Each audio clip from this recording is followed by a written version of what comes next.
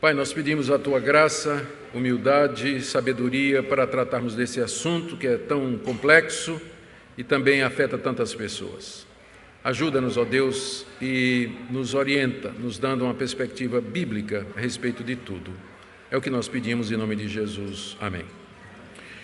Muito bem, queridos, o propósito dessa aula é tentar explicar o que é a ideologia de gênero, quais são as suas reivindicações, como é que ela surgiu e o impacto que ela tem causado pela discussão a respeito de gênero nas igrejas e também nas escolas.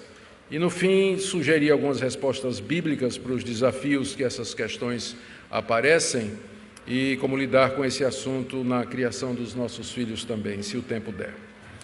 Então, nós vamos começar com uma distinção fundamental de onde parte todo o edifício da ideologia de gênero, que é a diferença que é feita entre sexo e gênero.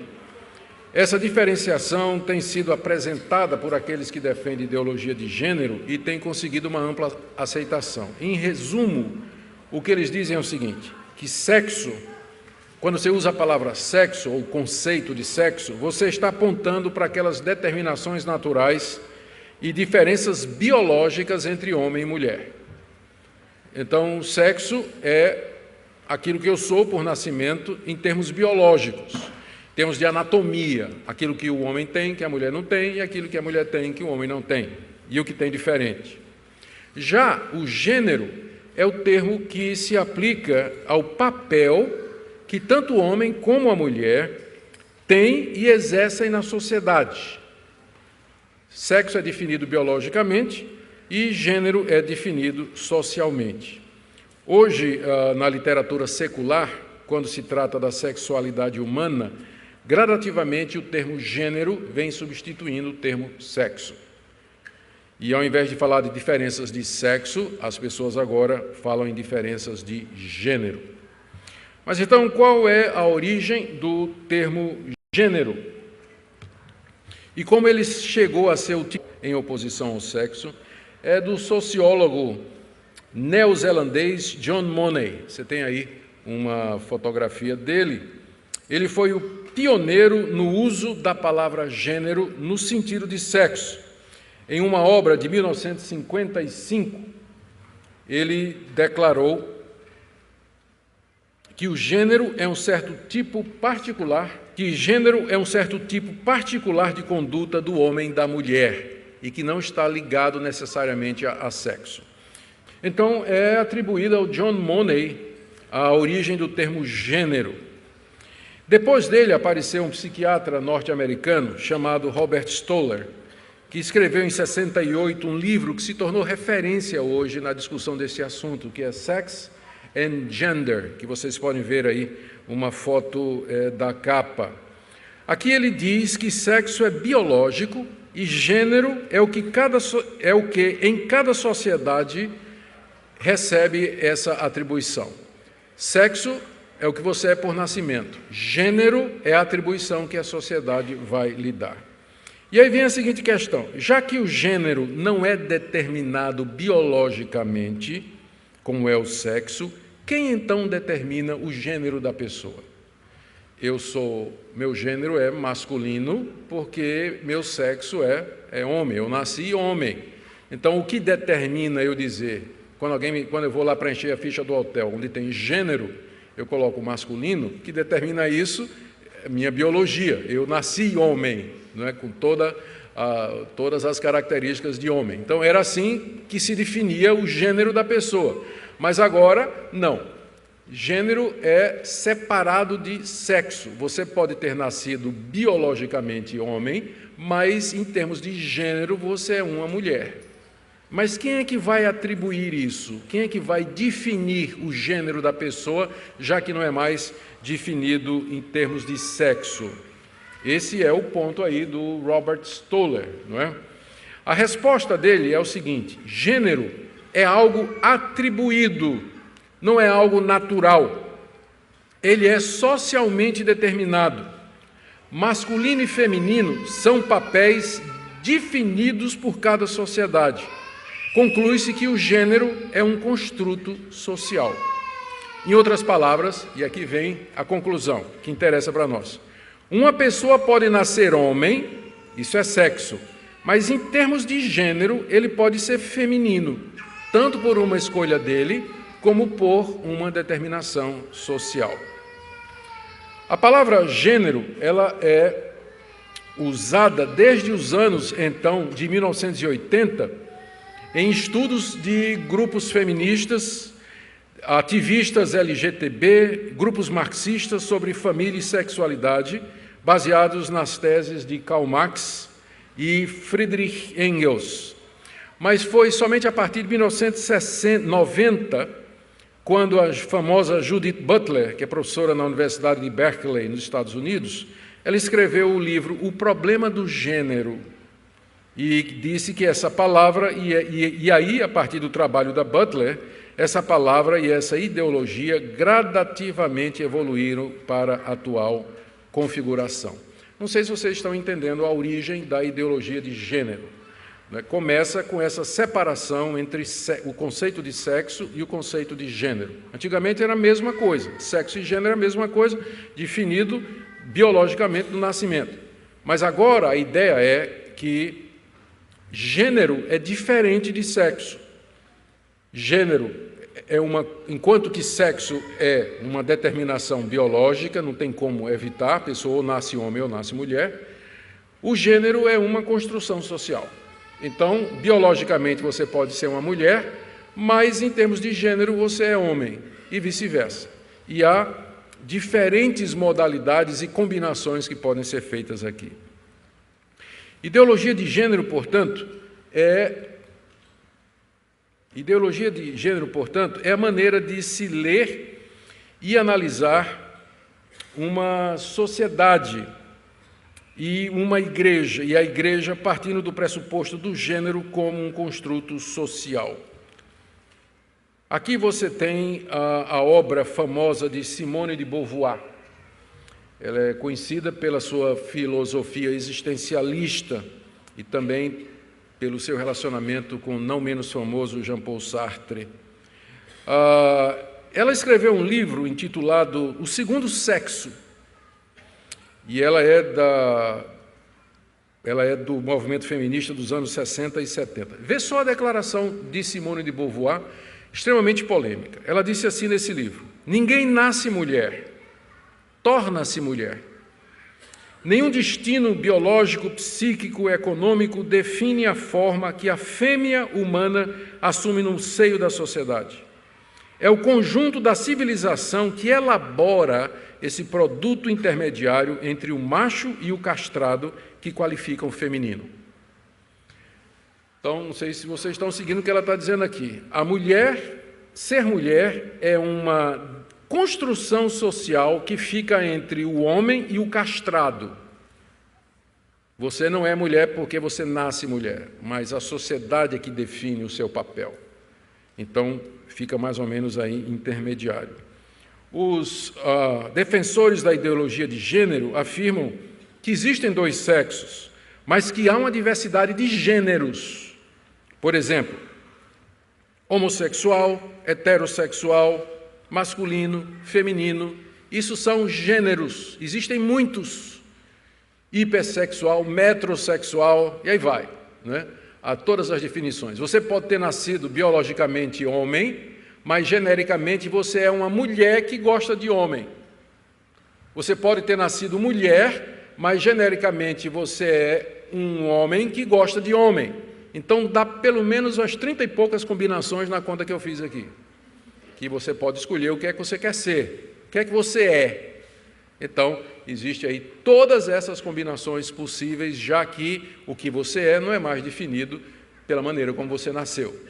Então, é isso que ideologia de gênero ensina.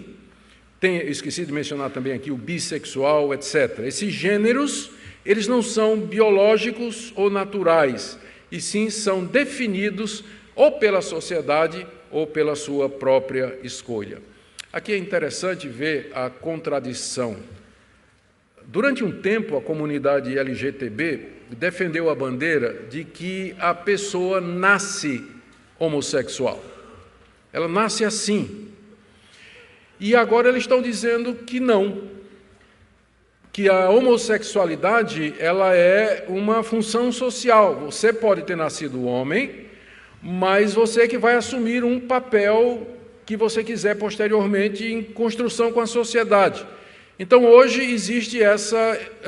ninguém sabe direito o que é que a comunidade LGTB, os ativistas, eles acreditam mais. O homossexual nasce homossexual ou ele é uma postura, uma escolha que ele faz depois? Então, não está bem definido isso naqueles que estudam esse assunto. Sobre o papel da mulher... Papel da mulher.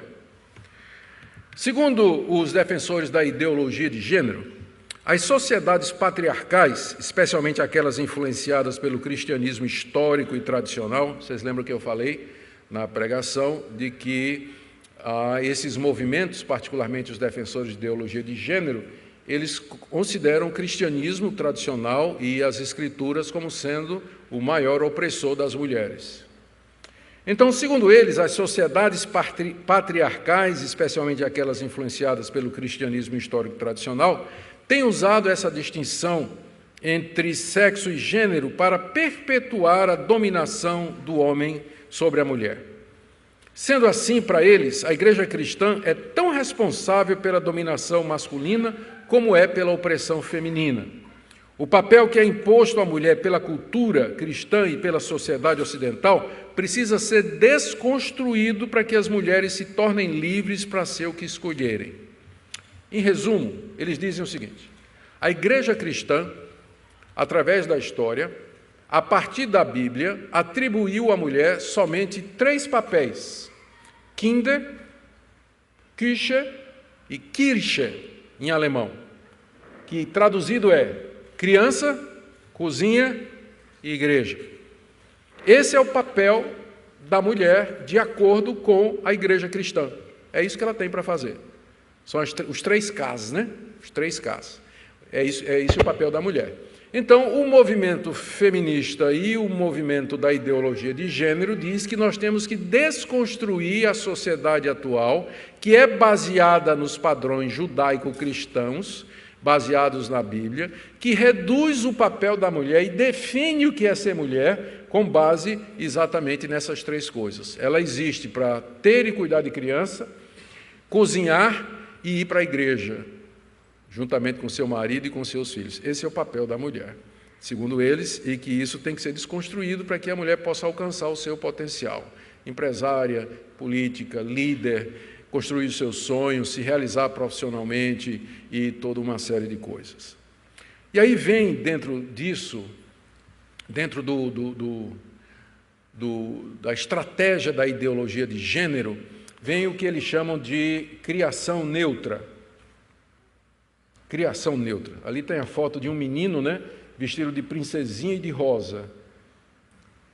A criação neutra.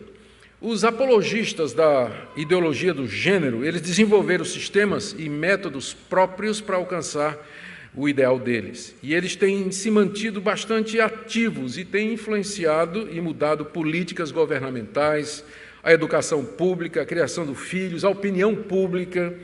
E, às vezes, igrejas de grande influência também têm sido influenciadas, né?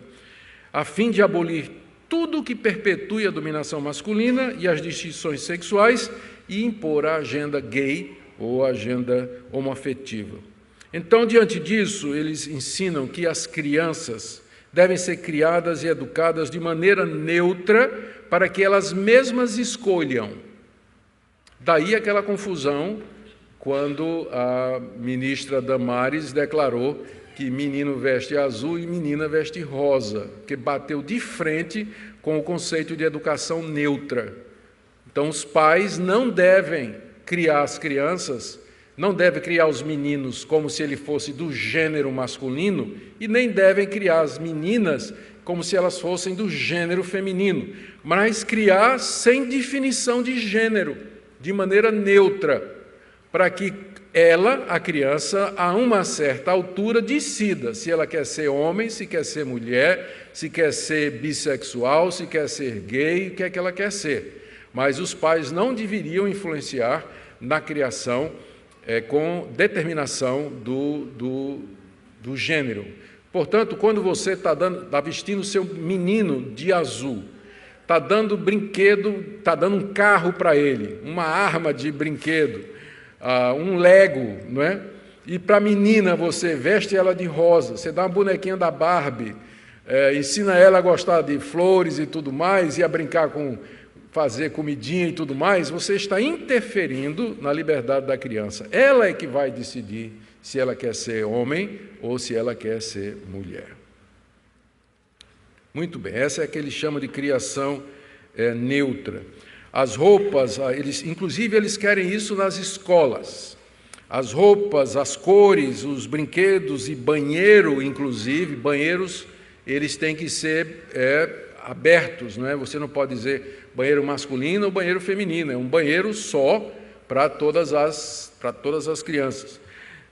Tudo isso é melhor ser, eles dizem, tem que compartilhar por todos os dois sexos, sem as conhecidas diferenciações marcadas pela cultura tradicional. E eles dizem que essas medidas são importantes porque propiciam um ambiente de igualdade, neutralidade, que é necessário ao processo de autodefinição de gênero por parte das crianças. Se não me engano, ali você tem a foto, ali está, eu estou apontando ali, mas para vocês é ali, né? Então é melhor aqui, ó.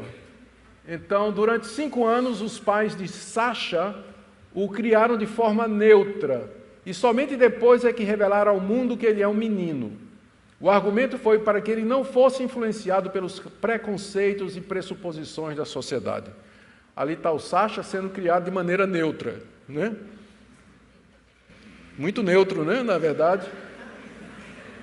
Isso aí, se não me engano, são ou canadenses ou australianos, eu não me recordo, foi uma reportagem que saiu recentemente aí num dos meios de comunicação, um casal que adotou essa ideologia para criar o filho, né, sem dar nenhuma definição, para que ele próprio possa escolher o que é que ele faz.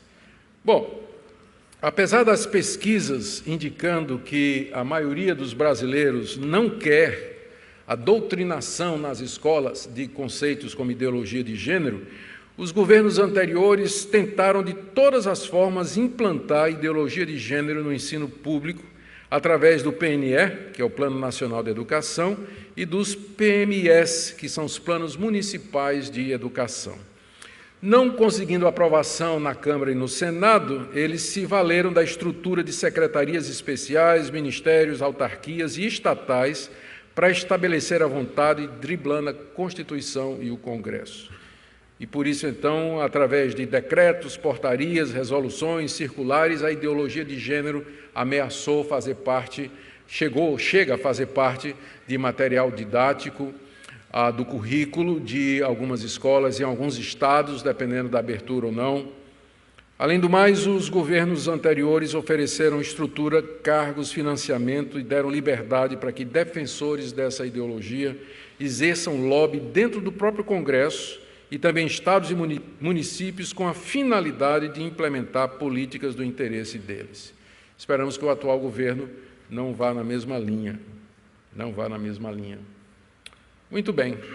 Em que tudo isso ameaça os cristãos? Não é? Por que nós não poderíamos simplesmente dizer assim, bom, isso aí, cada um cria o seu filho do jeito que quer, né? Cada um segue sua própria vida. Nós cuidamos da nossa, nós não vamos nos meter com isso. Bem, para nós não é tão simples assim. Essas questões de gênero, elas têm causado um impacto global. Elas alcançam os cristãos ao redor do mundo e não somente no nosso contexto ocidental. Como cristãos, nós podemos perceber os perigos sociais e a consequência do crescimento contínuo da ideologia de gênero e da sua influência social e cultural em todos os continentes. Essa ideia está na mídia, ela é propagada pelos artistas, como eu disse, ela permeia a educação pública, embora agora já o atual governo diz que não vai mais tolerar esse tipo de coisa, mas a gente não sabe, política é política, não é? E, enquanto isso, nossa esperança não está em governo nenhum, nossa esperança está no nosso Deus, o que a gente está vendo é que essas ideias, elas de fato permeiam a sociedade, permeiam a cultura, influenciam a escola dos seus filhos, os professores dos seus filhos, e às vezes nem mesmo as escolas particulares elas estão isentas de influência do Ministério da Educação, que faz pressão para que se siga esse tipo de coisa, para que tenha banheiro comum, para que se fale sobre isso nas disciplinas, no currículo, conste alguma coisa, há pressão a respeito disso. Então, a gente não pode simplesmente ficar quieto, né? Porque os nossos filhos estão sendo doutrinados, não é assim, cada um faz o que quer. Acaba batendo, chegando na minha casa, pelas mídias sociais, pela televisão, enfim, por todos os canais que nós conhecemos. Quais são as ameaças, então, ou quais são as dificuldades ou as diferenças que nós temos, né, como cristãos, a uma ideologia como essa? Primeiro, para nós, todas as diferenças sexuais naturais, o problema é que todas as diferenças sexuais naturais criadas por Deus de acordo com a Bíblia são abolidas. A Bíblia é muito clara. No princípio, Deus os criou macho e fêmea. Deus criou o homem e criou a mulher. Os criou distintos. E disse, crescei e multiplicai. Ali, na criação do homem e da mulher, já foram definidos os seus papéis, as suas atribuições, o lugar que eles exerceriam na sociedade em relacionamento um com o outro. Então, para nós, sexo e gênero são definidos no nascimento, como foi feito lá na criação. Não é uma construção social ou uma escolha que você vai fazer depois. Quer dizer, você pode fazer depois, mas você vai contrariar, você sempre vai ser aquilo que você nasceu. Sempre vai ser. Por mais que você se iluda, para ver como a coisa chegou a um ponto que teve um holandês que entrou na justiça, o cara tinha 60 anos, ele entrou na justiça para mudar a certidão de nascimento dele, para dizer que ele tinha 30 anos. Ele está dizendo, não, eu biologicamente tenho 60, mas eu me sinto como uma pessoa de 30, eu tenho direito, então, de ter uma carteira de identidade dizendo que eu tenho 30 anos. Né? Ele perdeu na justiça, por sinal, né? Mas ele entrou, mas não é a mesma coisa? É o mesmo princípio. É o mesmo princípio. Você, então, pode querer ser o que você quiser. Bom, então, primeiro, essa ideologia, ela distingue aquilo que nós cremos nos é dado no nosso nascimento. Homem ou mulher é uma definição genérica, sexual, biológica e natural. Segundo, não é difícil perceber que a instituição familiar e a criação dos nossos filhos e os valores cristãos, eles são desafiados. Como nós dissemos, na origem do movimento, há um propósito de atacar a igreja cristã, o cristianismo em geral e sua fonte de autoridade, que é a Bíblia. Não poucas vezes, ativistas que defendem essa ideologia, eles dizem abertamente, há vídeos na internet sobre isso e você pode procurar, eles falam abertamente que o maior inimigo deles é exatamente o povo evangélico, são os cristãos que resistem a isso e se tornam ativos, usam os recursos e os meios que têm para impedir e barrar que medidas mais amplas tornem isso alguma coisa genérico e imposto aos cidadãos que não querem isso de maneira nenhuma. A terceira preocupação que esse tipo de movimento traz para nós é que aqui o conceito de certo e de errado desaparece. Não tem mais conceito de certo e de errado. A ideologia de gênero representa, no final de contas, um ataque severo à cosmovisão bíblica feita pelo paganismo. Pelo paganismo. Ou seja, o que se está querendo trazer aqui é a abolição das distinções. Que é importante a gente lembrar? É importante a gente lembrar que uma das características do cristianismo é a sua crença em distinções. O paganismo não crê em distinção. Tanto é que a ideologia central do paganismo, paganismo é o nome que nós damos àquelas antigas religiões do Império Romano, da Grécia, do Oriente, durante o tempo de Israel, durante o tempo da Igreja Primitiva, e que continuaram de diversas formas em vários povos e culturas até o dia de hoje. A característica do paganismo é o que a gente chama de monismo.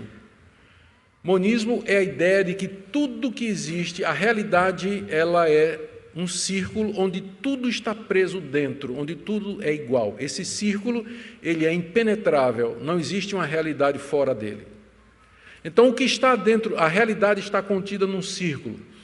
E eles acreditam no conceito de que há influências negativas e influências positivas. Quem não conhece aquele famoso círculo das religiões orientais, não é? Que é uma roda com yin e yang, um peixinho preto e um peixinho branco, não é? Então, é contido numa roda, num círculo, exatamente por conta do monismo, essa ideia de que a realidade é uma só, não há distinções. Mas em que isso é diferente do cristianismo? Que o cristianismo acredita em distinções. Por exemplo, Deus não é o homem. Deus e o homem são distintos. No monismo, não. O homem é Deus. O homem é Deus, ele é divinizado. No cristianismo, Deus não é a natureza. Há uma distinção entre Deus e o mundo que ele criou. No monismo, Deus é a natureza é divinizada. Por isso você não pode, eles dizem, né? Essa é a razão pela qual eles tentam proteger o meio ambiente. É uma religião, porque para eles o mundo Deus é a alma do mundo, a gente chama isso de panteísmo. Deus é tudo e tudo é Deus. No cristianismo, Deus não é a natureza, ele está presente, mas ele não é a natureza, ele criou a natureza, é distinta, é sua criação. No monismo não tem diferença entre homem e mulher. No cristianismo tem diferença entre o homem e a mulher. No monismo, certo e errado são dois lados de uma mesma moeda, coexistem, daí aquele peixinho preto e o branco dentro do círculo. No cristianismo há uma distinção. Deus é bom, o mal é uma intrusão pelo pecado na realidade boa que Deus criou e um dia vai ser eliminado. No pensamento monista, o bem e o mal coexistem eternamente. Então, é essa religião pagã que está por detrás e ela quer abolir as distinções nas quais o cristianismo acredita. Nós cremos na diferença entre macho e fêmea, homem e mulher, são distintos, mas a ideologia de gênero, turbinada pela visão pagã de mundo, quer abolir esse tipo de distinção. Então, você não pode ensinar a criança, né, que sexo ela tem, não pode criá-la de um determinado jeito, a ideia da criação neutra, banheiros comuns para todo mundo, liberdade para as pessoas se casarem, né, terem todo tipo de relacionamento chamado poliamor, não é? Agora, tudo isso tem essa ideologia por detrás. Então, nós olhamos para isso aí e nós ficamos preocupados porque é muito mais profundo do que a gente pensa. E aí, em quarto lugar, a gente pergunta qual é o interesse, por que as pessoas lutam tanto por isso? Vocês veem que há um ativismo, há uma luta, há uma organização, há muito recurso, muito dinheiro por trás disso para tentar impor a agenda LGTB e a ideologia de gênero em todos os níveis da cultura. De acordo com o professor Orley José da Silva, que eu conheci lá em Goiânia, ele é mestre em letras e linguística na Universidade Federal de Goiânia e também mestrando em estudos teológicos. Segundo ele, a ideologia de gênero atende aos interesses globais porque ela promove o controle demográfico. Parece teoria da conspiração, não é? Eu, quando li a primeira vez, eu disse, isso aqui é teoria da conspiração. Mas eu achei tão interessante, pelo sim, pelo não, eu trouxe para aqui a tese dele, a ideia dele. Porque o que é que está por detrás da ideologia de gênero? Ou seja, acabar com o casamento tradicional, homem e mulher se casam e têm filhos. Por que acabar com isso? Primeiro, para atender à indústria turística e do entretenimento. Porque pessoas que não têm filhos, não se casam, não têm compromisso, são bon vivant, elas têm mais liberdade, desprendimento individual e dinheiro para viajar e se divertir. Se você é casado e tem filhos, tem que manter um lar, isso limita. Mas a indústria, então, do lazer, do entretenimento, para ela tem todo interesse, a ideologia de gênero, porque se a ideologia de gênero for aceita, Então, né, vai diminuir bastante, como já diminui, né, a gente já vê esse efeito na Europa e nos Estados Unidos, já diminui o número de filhos, primeiro diminui o número de casamento hétero, né, e vai diminuir também, naturalmente, o número de filhos. Por que interessa? Porque vai gerar mais consumo de bens e serviços de uso individual, porque se gasta menos com o sustento e a fixação da prole. O dinheiro que o sujeito ia gastar para mandar filho para a escola, comprar uniforme para o filho, livro didático e tudo mais, ele vai gastar comprando um carro do ano, comprando uma motocicleta nova, viajando para gastar o dinheiro que ele tem e assim por diante. Isso tem reflexo no sistema de previdência pública e privada com relação a seguros.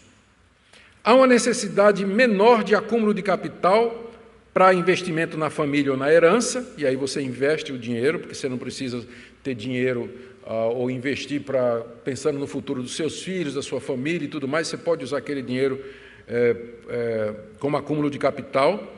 Há o fortalecimento dos governos e do mercado sobre a vontade dos cidadãos, pelo enfraquecimento, derretimento do modo de agregação familiar tradicional. Quando as famílias se unem, quando existem famílias grandes e unidas, elas pensam igual e elas brigam juntas. Mas quando acaba isso, e a ideologia de gênero acaba com família, o sujeito é só. Ele é um indivíduo que não tem relação significativa, duradoura com ninguém. Que não tem com ninguém. Então isso facilita o controle do governo sobre a sociedade. Porque quem é que reage quando o governo quer fazer alguma coisa? As famílias. O pessoal fica pensando nos filhos. Espera aí, em que é que isso vai atingir meus filhos? Em que é que isso vai atingir minha esposa? Em que é que isso vai atingir meu marido, meu pai, minha mãe? A tentativa de quebrar a espinha dorsal da cultura judaico-cristã e a consequência é o enfraquecimento da influência dessas culturas no povo, uma vez que a cultura judaico-cristã é baseada no conceito de heteronormatividade e da família tradicional. Então, essa é a tese do Orley, que eu achei bastante interessante. Eu nunca tinha pensado nisso, né? Mas, como alguém já disse, a motivação por detrás desses movimentos, no final, sempre é. No fundo, ainda o velho vil metal, que está em jogo, que as pessoas buscam, é isso aí. Bom, ainda dentro disso aqui. Por outro lado, por causa também do nosso compromisso com a Bíblia, com a Palavra de Deus, há coisas que o povo cristão, em confronto com a ideologia de gênero e os ativistas, não se pode permitir. É claro que nós não aceitamos o comportamento gay, nós não aceitamos. Também não aceitamos o casamento gay e nem mesmo a ordenação de gays como pastores e presbíteros, desde que o comportamento homossexual é claramente não considerado normal, tanto no Antigo como no Novo Testamento. Eu escrevi um artigo essa semana no meu blog, que foi publicado também no Facebook, um engano chamado Teologia Inclusiva, onde eu faço uma análise na tentativa de alguns teólogos de provar biblicamente que não tem nada contra o homossexualismo. Então teve muita reação, mas muita reação mesmo, né? Foi talvez um dos posts mais comentados que eu publiquei essa semana. E teve um post lá de uma mulher que ela dizia o seguinte, que por que o Estado é laico? O Estado é laico. Então, homem e mulher podem se casar, e mulher, e homem e homem também pode se casar, já que o casamento é feito pelo Estado. O que é que a igreja tem a ver com isso? Porque ela tem que respeitar a laicidade do Estado. E minha resposta foi, exatamente porque o Estado é laico, é que eu tenho liberdade de expressão religiosa. Estado laico não significa Estado ateu. O Estado é laico no sentido de que ele garante o direito de que cada cidadão brasileiro creia no que quiser, livremente. Então, eu não concordo, por isso eu me expresso contra, e o Estado laico me garante isso. Você está dizendo, a pessoa estava usando o Estado laico para calar minha boca, quando, na verdade, a existência do Estado laico é que permite que eu me manifeste. Eu sou contra e vou me manifestar enquanto eu puder, e o Estado me garante esse direito, desde que eu seja, é claro, respeitoso, que eu não agrida ninguém, que não difame ou passe informação falsa, que eu me responsabilize pelas minhas palavras e pela minha informação, isso inclusive é lei, então é o direito de expressão que eu tenho. Eu posso me posicionar contra, a igreja pode se posicionar contra. Não é porque o Estado é laico, então, que eu vou botar uma mordaça na minha boca, ao contrário, porque ele é laico é que eu posso falar. Então, é isso que está em jogo. Para nós, essas questões de gênero, elas não são questões secundárias. Elas tratam de temas que são fundamentais para a nossa fé, para a nossa criação dos nossos filhos, para a família e para a igreja. Por outro lado, nós devemos ter cuidado para não cair na homofobia. Homofobia é um termo que já se tornou consagrado e que se refere a ódio aos homossexuais.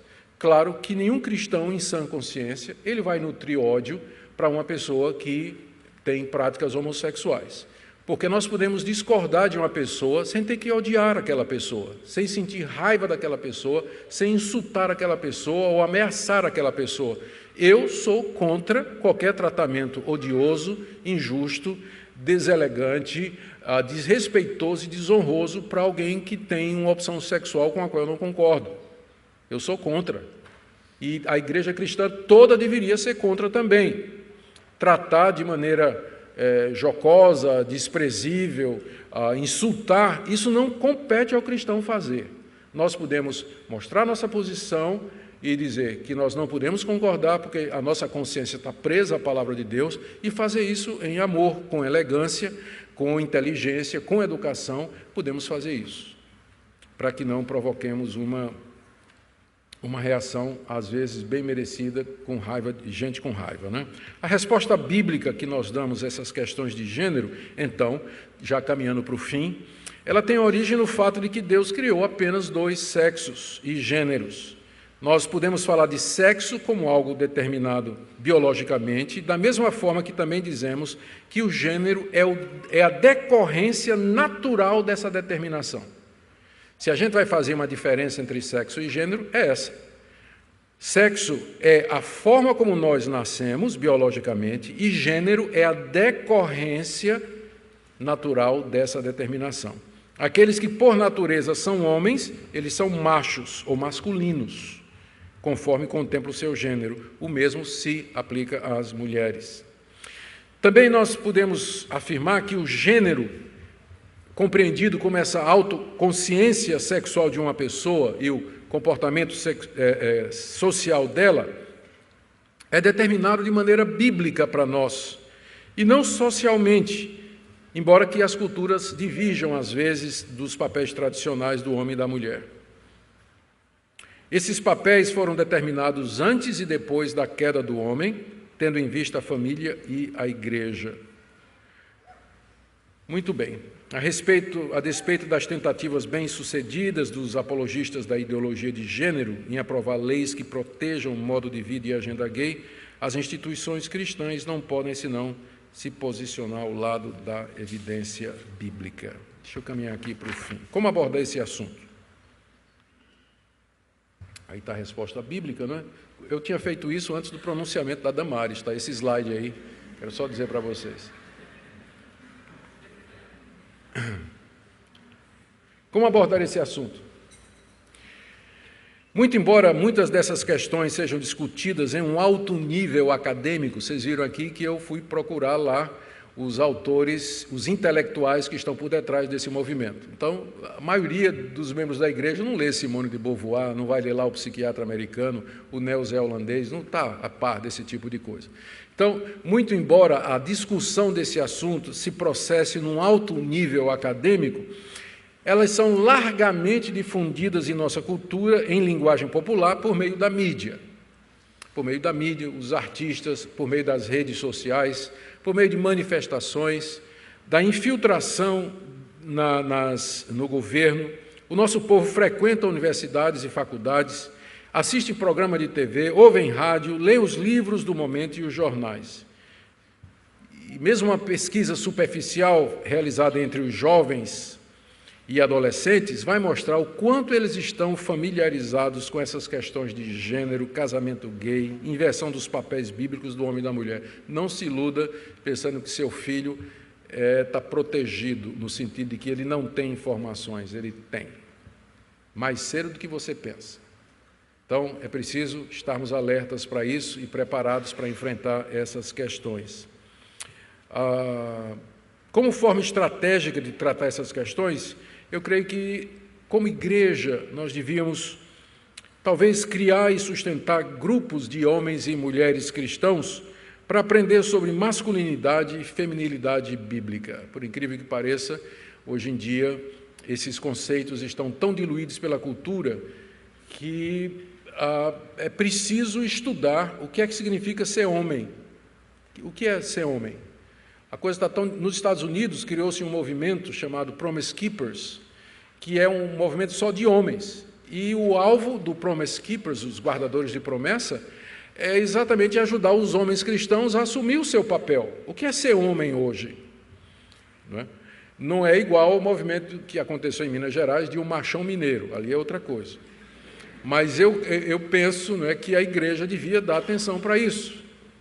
Afinal, o menino nasceu de uma mulher, parteira geralmente é mulher, quem vai cuidar dele é a enfermeira, quando ele for para a escola vai ter uma professora, na universidade é uma doutora, seu primeiro emprego ele vai ter uma chefe, e dependendo da igreja que ele for, ele vai ter uma pastora.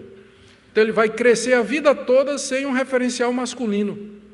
O homem, o menino, não tem referencial, e o pai é ausente em casa. Então, a igreja tem que socorrer nessa hora. Então, alguma coisa que pode ser feita, grupos de trabalho, grupos de estudo, grupos de apoio, porque tem muitos pais que sofrem com isso, sofrem às vezes calado porque não quer expor o filho, não quer expor a situação dos filhos. Então, isso era alguma coisa que poderia ser feita. Além disso, falar sobre esse assunto, como eu estou falando aqui. Mais eventos como esse, mais ocasiões em que os pais têm a oportunidade de falar sobre isso. Se eu posso, eu sei que nem todo mundo pode, mas há aqueles que podem. A sugestão, então, de colocar seus filhos numa escola cristã, onde a influência desse tipo de mentalidade é menor, embora não totalmente isenta, porque o MEC faz pressão. Mas escolas particulares, geralmente de preferência confessionais, eu sei que isso representa um esforço financeiro muito grande, mas seria uma alternativa. Em alguns países, como os Estados Unidos e em outros lugares, existe a opção do homeschooling, que é você educar os seus filhos em casa. Tem vantagem e desvantagem. Tem aí o projeto da escola sem partido, que também tem vantagem e desvantagem, está em discussão, a gente não sabe direito para que lado vai, porque parece nos favorecer por um lado, mas por outro, não. Então, ainda é uma coisa a ser muito discutida. Eu espero que essa palestra, pelo menos, sirva de alerta para vocês e dizer que vocês não estão sós na luta, aqueles que estão, e que a igreja se apresenta como auxiliadora nessa luta. Eu vou orar com vocês e depois eu vou pegar o microfone e vou descer, que fica mais fácil para vocês acertarem o tomate em mim. Senhor, nós tratamos de assuntos sérios agora, e que mexem com toda a textura, o tecido da sociedade, e que impactam de maneira direta a criação dos nossos filhos, família, casamento. Nós pedimos que o Senhor nos ajude e dê graça para enfrentarmos tudo isso à luz da Tua Palavra. Em nome de Jesus. Amém.